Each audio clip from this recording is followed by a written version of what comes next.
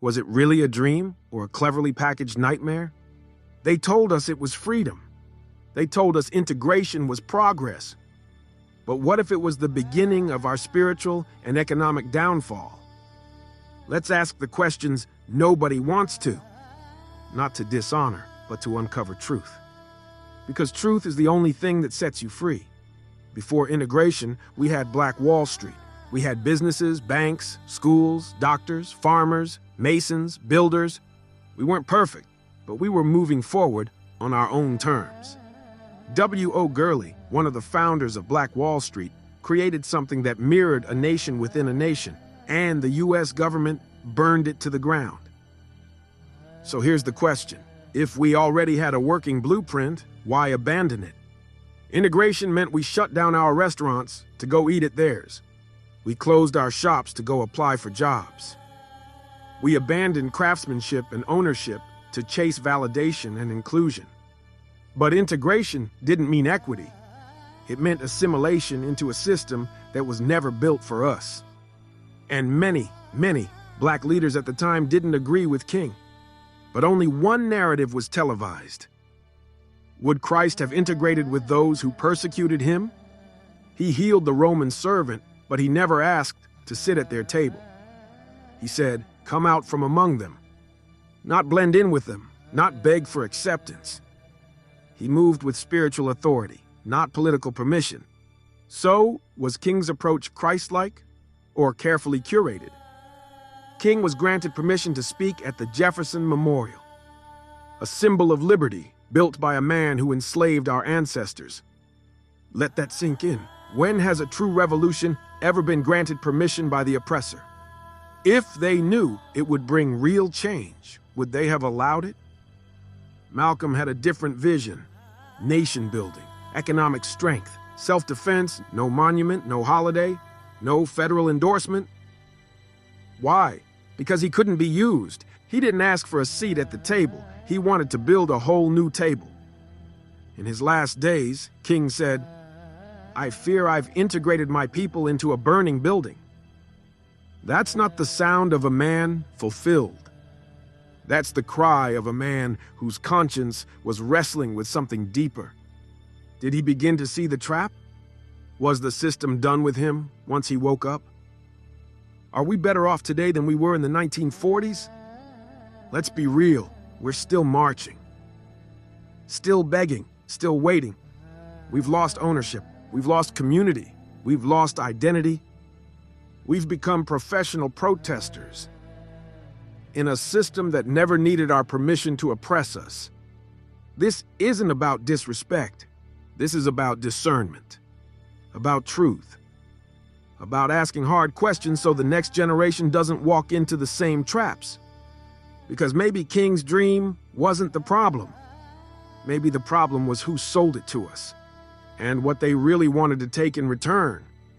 And maybe that's the part they never wanted you to ask. Not whether Dr. King had a dream, but whose dream it really was. Because dreams that come from spirit don't end in contradiction. He marched for justice, preached for love, called for peace. But in his final days, even he confessed, "I fear I've integrated my people into a burning building." That's not metaphor, that's revelation. That's a man who saw the smoke rising from the illusion and realized he might have been used. Ask yourself, how can the oppressor give you permission to be free? They gave him platforms, holidays, streets with his name on it. But when he started talking about economics, when he started organizing the Poor People's Campaign, when he turned his gaze from dreaming to demanding, that's when they killed him. Integration was sold as a victory, but who really benefited? Before the Civil Rights Act, Black communities had their own doctors, own lawyers, own taxi companies, theaters, corner stores, banks, churches that doubled as strategy rooms, and schools that birthed geniuses with chalkboards and soul. But now, we're told to celebrate sitting at someone else's lunch counter while our own restaurants disappeared. We're taught to value jobs at their companies more than building our own. We wear access like a badge, forgetting that we traded self-reliance for social acceptance. That's the nightmare nobody talks about. Integration was never about love. It was about obedience. It was a way to pacify a people who were on the verge of rediscovering their power. They killed Malcolm and gave Martin a statue. They bombed Tulsa and gave Atlanta a Coca-Cola plant. They dismantled black economics, then told us to be grateful for visibility. But visibility without power is performance. Ask yourself, why is it that every time we build something sustainable, it gets sabotaged? From Rosewood to Tulsa, from Move in Philadelphia to the Black Panthers' free breakfast program, every act of black independence has been met with state violence. So, was the goal ever equality or erasure? They don't teach you that in school. They don't tell you that King had radical ideas in his final speeches, that he talked about restructuring the whole of American society, that he criticized capitalism, that he called out war profiteers, that he said the United States was the greatest purveyor of violence in the world today. They clipped his quotes. They froze his image.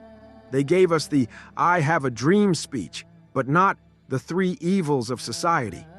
They gave us the statue, but silenced the soul behind it. And here's the hard truth. We accepted it because we were tired, because we were grieving, because we wanted hope so bad we didn't question the terms of peace. But peace without justice is sedation, and inclusion without equity is betrayal. What good is sitting at a desegregated table if you own none of the food? What good is being let into the theater if your story is never shown on the screen? You were not meant to assimilate. You were meant to rise. Christ said, "Come out from among them and be ye separate," not out of hate, but out of protection. Because proximity to power doesn't mean possession of it. Integration brought proximity. But what did it cost? We lost the village. We lost the barter system, the unity, the neighborhood watch, the elders, the rituals, the unspoken rules of respect, the way we looked out for one another like extended family. We lost us. And we replaced it with glass ceilings, cultural tokenism, and the illusion of inclusion. Malcolm warned us. He said, "Only a fool would let his enemy educate his children." But that's what we did. We walked into schools where teachers didn't understand us. We let our history be rewritten by those who feared our truth. We were told we came from slaves, not civilizations. Told we were dangerous instead of divine. And when we acted out, when our spirit rebelled against that lie, we were labeled troubled, violent, at risk. But we were just conscious, unwilling to conform, unwilling to be tamed. Now look around. What do we own? Who do we trust? What have we inherited? They took the revolution and turned it into curriculum. Took a resistance leader and made him a soundbite. Took righteous rage and funneled it into consumerism. Gave us freedom in theory, but dependency in practice. We went from Black Wall Street to Black Friday, from economic power to paycheck, from community banks to payday loans, from each one teach one to every man for himself. But this isn't about despair. This is about awakening. Because maybe King didn't dream too big. Maybe we interpreted it too small. Maybe the dream wasn't integration, but elevation. Maybe he saw a future where we chose to stand apart until we could stand as equals. Not as a cry for acceptance, but a demand for justice. Maybe the burning building he spoke of was capitalism, or white validation, or the lie of progress without ownership. Maybe we need to go back, not to segregation, but to self-determination. Not to Jim Crow, but to Garvey, to Elijah, to Ella Baker, to the ones who taught collective economics, not just marching orders. Because power doesn't ask to be seen, it demands to be respected.